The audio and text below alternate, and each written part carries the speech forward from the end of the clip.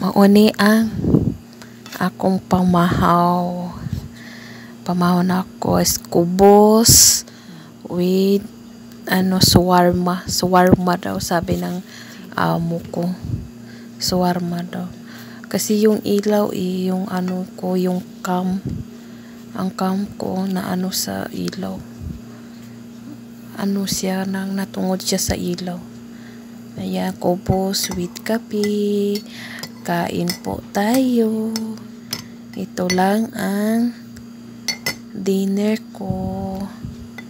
Ayan, ito ang buhay katapang.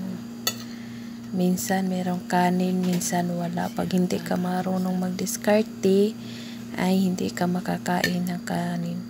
Lalo na ngayon nga Ramadan, kasi mag-fasting na sila.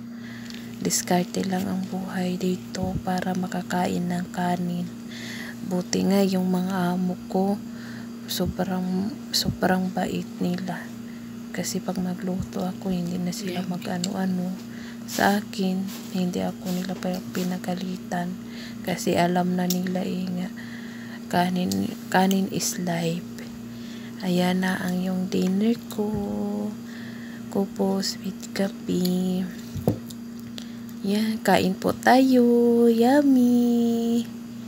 Ito ang buhay OFW.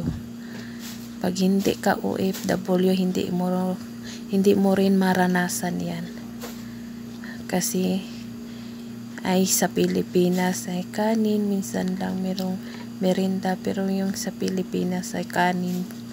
Lalo ng yung mahirap ng buhay, kaya sa akin. Minsan makamerinda, minsan hindi. Yan. Kubos is life. Kubos is forever. Forever. Pag umuwi sa Pinas, yan ang forever. Ang OFW lang makarelate yan. Kasi matigas yan Inaano ko siya ng inaano ko sa bang tawag yan, yung painitan sa pan nila, hindi ko alam ano ba yan. Kasi matigas siya kasi nahayaan ko siya doon. Ayan, yummy. Masarap yung kasi patatas, manok. Ayan, nilagay sa amo ko sa oven. Masarap siya. Yan ang paborito ko. Sabi ng amo ko, shawarma daw. Ayan, iwan ko kasi hindi ako magluluto dito Sila lang yun ang magluluto ng pagkain. Ayan. Sobrang bait yung amo ko. Wala akong problema dito.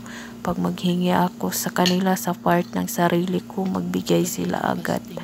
Ayan, dito natagal ako sa kanila. Kasi sobrang silang bait.